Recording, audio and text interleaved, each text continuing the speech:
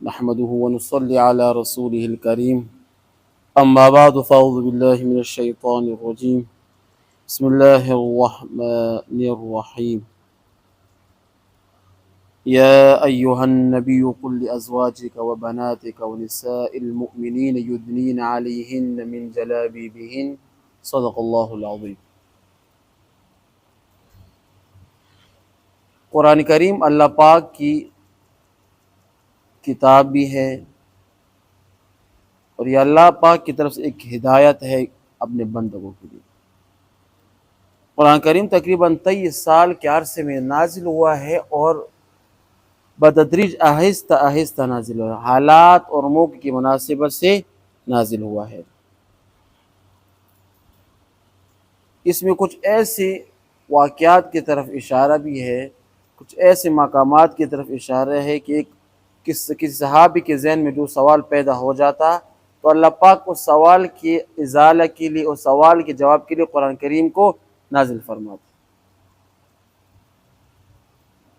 آج میں جن آیاتوں کی طرف اشارہ کرنا چاہتا ہوں ایک خاص صحابی کی طرف اس کی کیا ہے منسوبیت ہے، اور اس صحابی کا جو مقام ہے، جو درجہ ہے، جو فضیلت ہے، وہ آپ کے سامنے میں کھل کر سامنے لاؤں گا۔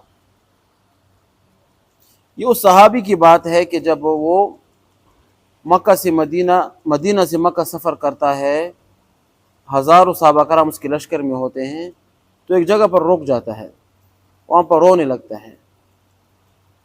صحابہ کرام سے اسے پوچھے کہ صحابی اے امیر اب کیوں رو رہے؟ کہتے ہیں کہ میں اس مقام پر جاہلیت کے دور پر اس مقام پر میں اونٹ چراتا تھا، اونٹ جس جگہ پر، تو اونٹ کبھی کبھار ایک اونٹ مجھ سے بھاگ جاتا تو میرے باپ مجھے بے عزت کرتے تھے اور یہ کہتے کہ تو بھی کیا خاندان، تو بھی کیا حکومت کر کے تجھے اونٹ بھی نہیں سنبھالا جائے۔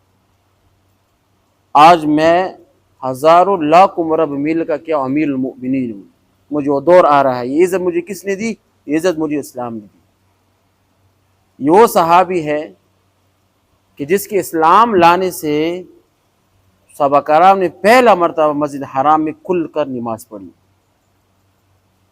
یہ وہ صحابی ہے جس نے کھلا مکہ سے مدینہ ہجرت کی، مکہ کے کفار کو بتایا کہ میں آج ہجرت کرنے والا ہوں، جس میں جرت ہو سامنے آ جائے۔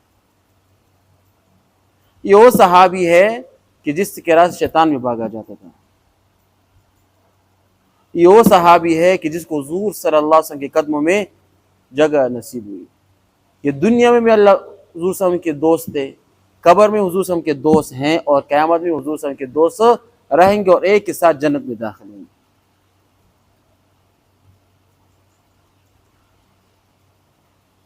یہ وہ صحابی ہے کہ جس کی مثال کے طور پر جب پردے کا صرف حضور صلی اللہ علیہ وسلم نے یہ ذکر کیا کہ اللہ کے رسول میری یہ خواہش ہے کہ آپ کے ازواج مطہرات پردہ کرے، تو اس بنا پر اللہ پاک نے آیات نازل فرمائی۔ اتنا بڑا اس کا مقام، اتنا بڑا اس کا درجہ۔ اس کا نام تھا سیدنا و مرشدنا امیر المؤمنین حضرت عمر فاروق رضی اللہ تعالی عنہ۔ صحابہ کرام میں سے دوسرے نمبر پر اس کا مقام ہے، اور اس کو امیر المؤمنین کا خطاب ملا۔ حضور صلی اللہ علیہ وآلہ وسلم سے اس کو فاروق کا خطاب ملا۔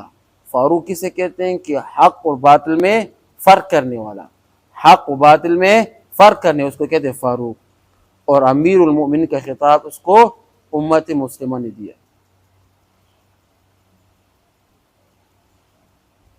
یہ صحابی کہ جس کی خلافت میں مسلمانوں کی جس سلطنت تھی وہ سعودی عرب سے لے کر کوفہ، شام، بصرہ، عراق تک پھیل گئی۔ ان کے دور میں بہت سے محکمے بنے، پولیس کا محکمہ، فوج کا محکمہ، وزیر خزانہ وغیرہ وغیرہ، اس کے بڑے بڑے محکمے اس کے دور میں بنے۔ اب سوال یہ ہے کہ اس کو یہ مقام، اتنا بڑا مقام کیسے حاصل ہوا؟ صحابہ کرام میں 40 نمبر پر اسلام لانے والا اور اتنا بڑا مقام حاصل کیا کہ تمام صحابہ کرام میں دوسرے نمبر پر وہ فائز رہے، اور اس کو حضور صلی اللہ علیہ وسلم کے قدموں میں کیا جگہ ملی۔ کہ جس کی ہیبت سے شیطان بھی بھاگا جاتا تھا، اس کو یہ فضیلت، اس کو یہ مرتبہ، اس کو یہ مقام کہ اس قرآن کریم تقریباً بہت سی جگہ میں جو آیات ہیں اس کے منشا کے مطابق اللہ پاک نے اتاری ہے۔ اب یہ کیوں ہوا، کس طرح ہوا، کیسے ہوا، اس کی تفصیل انشاءاللہ پھر ہم اگلے بیانات میں اس کی وضاحت کریں گے۔ وآخر دعوانا الحمدللہ رب العالمین۔